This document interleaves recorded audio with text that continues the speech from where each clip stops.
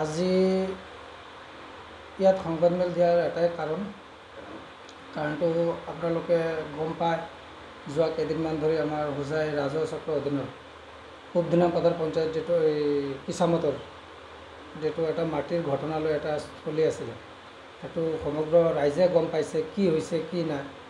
আজি মই ইয়াত বহিছোঁ কাৰণটো হ'ল কি, ইয়াত আমাৰ সমগ্ৰ ৰাইজে গম পায় যে ইয়াত কোন দালাল নহয়। ইয়াত এজন মানুহে কেইদিনমান ধৰি সংবাদ মাধ্যমতে চিঞৰি আছে যে সুব্ৰত ৰয় দালাল, তেওঁ মাটিৰ কাষ্টমাৰ আনিছে, অমুক কৰিছে তমুক কৰিছে, সেইবিলাক কথা মই গুৰুত্ব দিয়া নাই। এতিয়া কথাটো হ'ল মই যে ইয়াত সোমাইছোঁ আৰু এইটো কথা কৈছে যে সুব্ৰত ৰয়ৰ ইয়াত মাটি নাই, সুব্ৰত ৰয় ইয়াত দালালি কৰিব আহিছে। মই কি পক্ষত মই সোমাইছোঁ, কেনেকৈ সোমাইছোঁ, কথাটো মই খালি ক্লিয়াৰ কৰিব লাগে। যেতিয়া মোৰ খুৰা তেখেত পৰিমল ৰয় পাট্টাৰ মালিক, খুৰাৰ আগত আছিলে আপোনাৰ দীপালী ভৌমিক, তাৰ আগত আছিলে আপোনাৰ উলংগময়ী দেৱী। এইটো আমাৰ পুৰা জেনুইন একদম, ইয়াত কোনো আমাৰ ভেজালৰ কোনো একো নাই। আজি ইমান বছৰ 74ৰ পৰা এইটো চলি আছে, ইমান বছৰ ধৰি এই মাটিটো যে আজি চাই আছোঁ মোৰ। আৰু মেইন ডাঙৰ কথা হৈছে যেতিয়া মোৰ খুৰা পৰিমল ৰয়ে যেতিয়া এই দীপক বৰ্ধন, তাৰপিছত আপোনাৰ সুব্ৰত ধৰ আৰু দুজন আছে, চাৰিজনতে যেতিয়া বিক্ৰী কৰিছে তেতিয়া মোৰ দেউতা ইয়াত সাক্ষী হিচাপে আছিল। দেউতা যিহেতু সাক্ষী হিচাপে আছিলে, দেউতা আহিব নোৱাৰে অসুস্থ অৱস্থাত, তো সেই ঠাইত মই আহিছোঁ। আৰু এটা কথা কি, মোৰ খুৰাৰ মাটিও দখল কৰিছে, আপোনালোকে গম পাইছে। সুবল ৰয়ৰ মাটি দখল কৰিছে। তো দখল কৰাৰ পিছত নিশ্চয় মোৰ খুৰাৰ ওপৰত যদি কিবা এটা হয়, ভতিজা হিচাপে মই আহিব পাৰোঁ। কেইদিনমান আগত কি কৰিছে, আপোনাৰ পুলিচ আহিছিলে, ডকুমেণ্টৰ কাৰণে বিচাৰিছিলে। তো সিহঁতে টিপছ চহি দিয়া মানুহ আৰু ডকুমেণ্টৰ বিষয়ে কি গম পাব। মোক মাতিছে, মই খালি জাষ্ট গৈ পেলাই কথা পাতিছোঁ আয়োজনৰ লগত যে ঠিক আছে কি আছে কি নাই, মই আপোনাক ডকুমেণ্ট দিম। সেই পৰিপ্ৰেক্ষিতত সেইদিনা এটা ঘটনা হৈছে, যোৱা 28 আজি কেই তাৰিখ, কেইদিনমান আগত এটা ঘটনা হৈছে, সংবাদ মাধ্যমত পাইছে, 4 তাৰিখ আজি ন।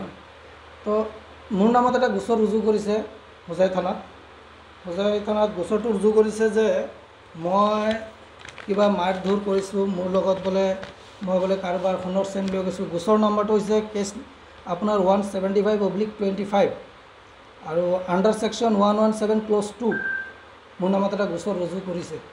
তো ঘটনাটো হ'ল, গোচৰ ৰুজু যে কৰিছে মই জানো, মই আদালতৰ ওপৰত মোৰ বিশ্বাস আছে, মোক ন্যায় দিব। এই গোচৰৰ তদন্ত হ'ব লাগে, একদম ঘটনাত কি হৈছে কি নাই, মই মাৰপিটত জড়িত আছোঁ নে নাই, সমগ্ৰ ভিডিঅ' ফুটেজবিলাক আছে, লাগিলে আৰু মই তথ্য দিব পাৰিম। কিন্তু এতিয়া মেইন কথা হৈছে গোচৰ ৰুজু কৰিছে, যি কৰিছে চব কথা বাদ দিলোঁ। মোৰ খুৰাই মাটিটো দিছে এওঁলোকক, মোৰ খুৰা উপস্থিত, মেইন মালিক উপস্থিত, পাট্টাদাৰ মোৰ উপস্থিত থকা সত্ত্বেও ইহঁতে আহি পেলাই এটা দাবী কৰিছে যে ইহঁতৰ মাটি তাত সোমাইছে, কিবা দাগৰ ভেজাল বুলি কৈছে। মই ইমানখিনি নাজানো, দাবী কৰিছে নিৰঞ্জন ঘোষ বুলি এজন প্ৰাক্তন শিক্ষক।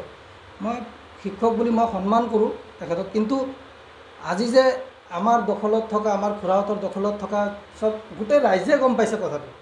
গম পোৱাৰ পিছতো যে এই শিক্ষকজনে আহি পেলাই যে কৈছে। আৰু এটা কথা আপোনালোকে মন কৰিব, আজি মই যদি মাটি এটা কিনো ক'ৰবাত, মাটি কিনিলে কি হয়, মালিক পক্ষই যেতিয়া আমি পে'মেণ্ট কৰোঁ, মালিক পক্ষই আমাক আগত আহি চতুসীমাটো দেখাই দিব, এইটো মোৰ মাটি, আপোনালোকে সমজি লওক। আজিলৈকে তাত মালিক অহা নাই, যোনে কিনিছে, কিনা পাৰ্টি আহি পেলাই নিজে দখল কৰিছে। ইয়াৰ ৰহস্যটো কি? তাততো কিবা এটা ৰহস্য আছে, আৰু সেইটোও মই বাদ দিলোঁ। এতিয়া কথা হ'ল যে কাগজ চাওক, ইয়াত কাৰ মাটি কি আছে এইটো নাজানো, কিন্তু তথ্যই কথা ক'ব, দলিলে কথা ক'ব। এয়া হ'ল আপোনাৰ 98ৰ দলিল, দীপালী ৰাণী ভৌমিকে মাটি আছিলে। দীপালী ৰাণী ভৌমিকে কি কৰিছে, পৰিমল ৰয়ক দিছে। চব দলিল আছে মোৰ লগত, এইবিলাক চব দলিল আছে। 74ৰ দলিল আছে, 98ৰ দলিল আছে। দীপালী ৰাণী ভৌমিকে পৰিমল ৰয়ক দিছে। পৰিমল ৰয়ে দীপক বৰ্ধন, সুব্ৰত ধৰ আৰু দুজন নাম আছিলে পাহৰিলোঁ, এই 4জনৰ নামত ৰেজিষ্ট্ৰি দিছে। আৰু ইয়াত ডাঙৰ কথা হৈছে, ইয়াত দাগৰ যদি কিবা খেলি মেলি আছে, মেইন কথা হ'ল কি খেলি মেলি যদি থাকে তাত যে চৌহদ্দি যেটো দিয়া আছে, যেটো আমাৰ মাটিৰ দলিলত আপোনাৰ তফচিল যেটো বনোৱা হয় আৰু এটা চৌহদ্দি দিয়া হয়, চৌহদ্দি কি কাৰণে থাকে? চৌহদ্দিটো কিবা এটা কাৰণ আছে ন, চৌহদ্দি থাকে, নহ'লেতো চৌহদ্দি নোহোৱাকৈ মানুহে দলিল বনাব পাৰে। এই চৌহদ্দিটোত কি লিখা আছে? 65 ম্যাদী নং পাট্টা 379 দাগৰ মুঠ অংশ 1 বিঘা 3 কটা 16 লোচা মাটি যেটো দিয়া আছে। আৰু এটা পাট্টা আছে, আৰু এটা দলিল আছে, এটা দলিল নহয়। উত্তৰত আপোনাৰ চৰকাৰী ৰাস্তা আৰু দক্ষিণত ৰাজমোহন দেৱনাথ আৰু পূবফালে আছে আপোনাৰ END কেনাল, যিটো কেনালটো দেখা পাইছে আপোনালোকে। আৰু পশ্চিমফালে আছে আপোনাৰ লোকনাথ সাহা, মানে ইয়াত তেতিয়া বিস্কুট ফেক্টৰী নাছিলে, মই গম পাওঁ। তাত এটা পুখুৰী আছিলে, ইয়াত কোনো ফেক্টৰী চেক্টৰী হোৱা নাছিলে, তেতিয়া পুখুৰী আছিলে। এই ইয়াৰ মধ্যে মাটিখিনি হয়। তো এতিয়া কেনেকৈ কৈছে যে দাগত নিমিলে, এইটো বেলেগ দাগ, এইটো বেলেগ দাগ, এইটো বেলেগ দাগ? চৌহদ্দি কি কাৰণ আছে এইটো চাই লওক। চৌহদ্দিটো দিয়া আছে।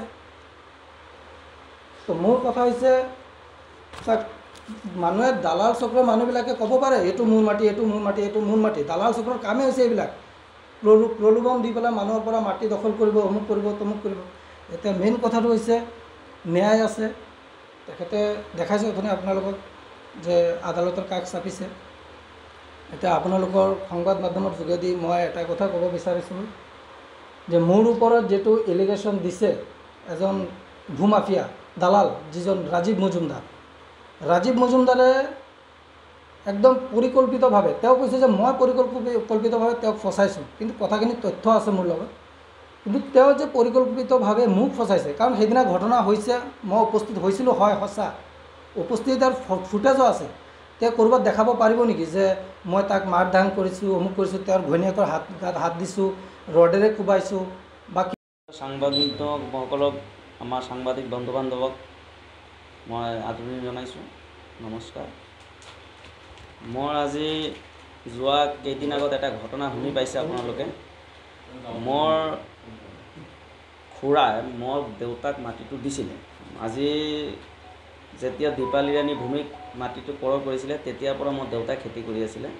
তাৰপিছত মোৰ খুৰাক দিলে পৰিমল ৰয়ক দিয়াৰ পিছত পৰিমল ৰয়ে 2006 চনত, এয়া চাব, 2006 চনত মোৰ দেউতাক ৰেজিষ্টাৰ কৰি দিলে। মোৰ দলিল, এইখন দলিল,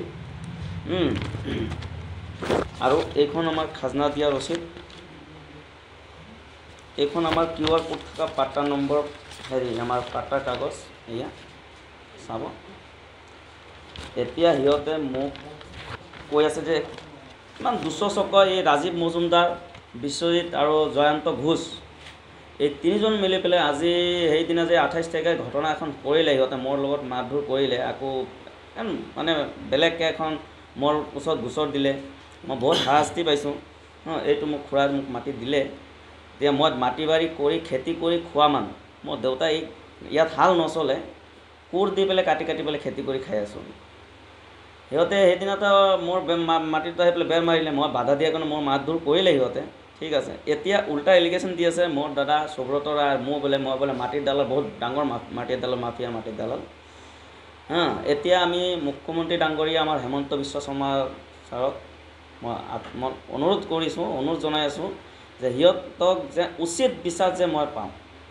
মই ঘৰত থাকিব নোৱাৰোঁ, এতিয়া ঘৰত ৰাতি আহি পেলাই মোক ভাবুকি দিয়ে, মাৰি পেলাই দিব বুলি। আৰু মোক বহুত তথ্য আছে মোৰ তাত, এনেকৈ সিহঁত তথ্য মানে ভাবুকি দি আছে।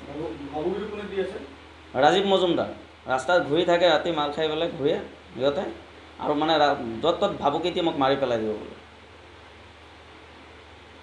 আৰু এনেকৈও কৈছে যে সিহঁতে যদি মাটিটো নাপায় তেনেহ'লে মানে বহুত ডাঙৰ একশ্যন কৰিব, মানে মাৰি দিব, এনেকৈ বহুত কিবা কিবি কৈ আছে। আৰু কৈ থাকক, মোৰ যেনেকৈ মই ন্যায় ব্যৱস্থা মই আমাৰ বুজাই। সংবাদ মাধ্যমৰ দাদা বন্ধুসকলক মই নমস্কাৰ জনাইছোঁ। মোৰ নাম দীপাংকৰ বৰ্ধন। তো আজি সংবাদমেল দিয়াৰ উদ্দেশ্যটো হৈছে, যোৱা আপোনাৰ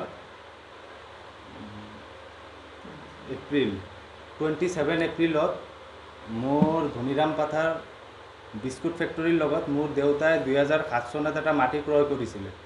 সেই মাটিটো 22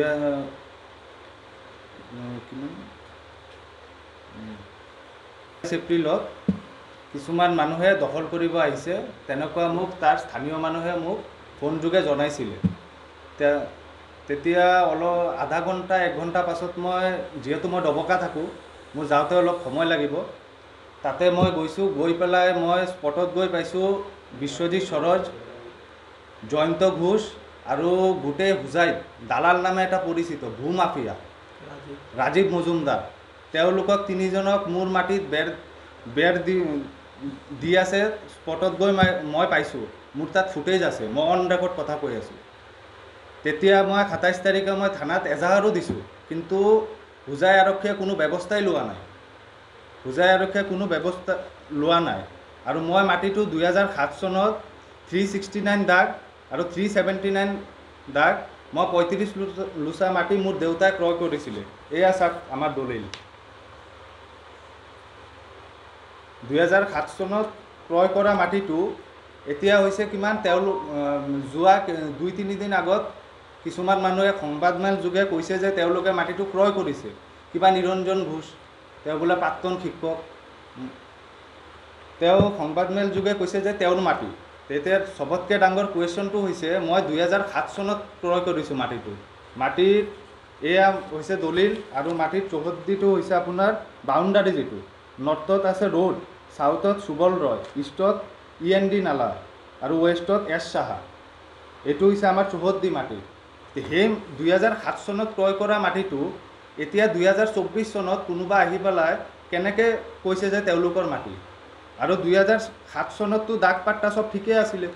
তেতিয়া চাৰ্কুল অফিচাৰে আমাক, আৰু পৰিমল ৰয়ৰ পৰা কিনিছোঁ, এই পৰিমল ৰয় মোৰ লগত বহি আছে, তেওঁলোকৰ পৰা মই কিনিছোঁ। তেওঁলোক ফিল্ডত থাকি আমাক মাটি সমজাই দিছে তেতিয়াৰ চাৰ্কুলে। তেতিয়া যদি চাৰ্কুলে আমাক সমজাই দিছে, এতিয়া যদি আমি তেওঁলোকে অভিযোগ দিয়া মতে আমি তেওঁলোকক মাটি আমি দখল কৰিব গৈছোঁ, কিবা অসুবিধা, আমাক দালাল বুলি কৈছে তেওঁলোকে।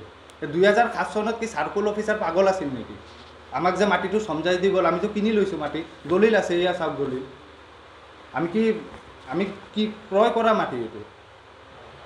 এতিয়া তেওঁলোকে যে এনেকুৱা ভুৱা এটা হেৰি, কোনোবা হয়তো কিবা দাগ পাট্টা কি হৈছে, দাগ কি হৈছে, এইটো চাৰ্কুলৰ ইণ্টাৰনেল মেটাৰ, এইটো আমাৰ ক'ব লগা নাই।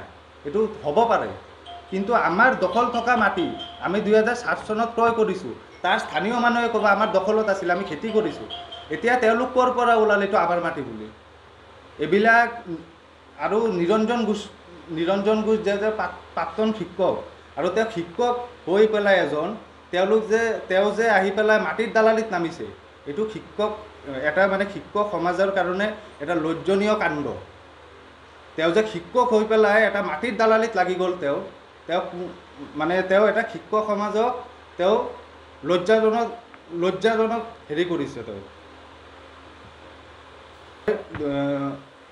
মই 2007 চনততো পৰিমল ৰয়ৰ পৰা মাটি কিনিছোঁ। এতিয়া মোৰ লগত পৰিমল ৰয়ো আছে, আৰু মই কিনা সময়ত তেওঁ সাক্ষী আছিলে, সুব্ৰত ৰয়, সুভাষ ৰায়ৰ ল'ৰা। যিহেতু সুভাষ ৰায় অলপ অসুস্থ আছে, তেওঁ আহিব নোৱাৰে, তেওঁৰ ল'ৰা আমাৰ লগত সাক্ষীদাৰ হিচাপে আছে, সুব্ৰত ৰয়। তেওঁ বাকী গোটেইখিনি ক'ৰ মাটি কি আছে কি নহয় গোটেই হিষ্ট্ৰী তেওঁ আপোনালোকৰ সংবাদ মাধ্যমৰ সন্মুখত তেওঁ দাঙি ধৰিব। মই যিহেতু ইয়াত চাৰ্কুল অফিচাৰৰ টোটেলি ডিফেক্ট, চাৰ্কুল অফিচাৰে হেৰি কৰিছে, এইটো একদম পূৰা স্পষ্ট কথা। চাৰ্কুল অফিচাৰৰ কিবা হয়তো কৰ্তৃপক্ষ তেওঁলোকৰ লগত জড়িত আছে, নহ'লে এনেকা কেনেকৈ হ'ল? সেইকাৰণে মোৰ ভাৰতবৰ্ষৰ ন্যায় ব্যৱস্থাৰ ওপৰত মোৰ অটুট বিশ্বাস আছে, তাৰ বাবে মই আদালতত গোচৰ কৰিছোঁ। এয়া মোৰ কেছ নাম্বাৰ হৈছে TS 32/2025।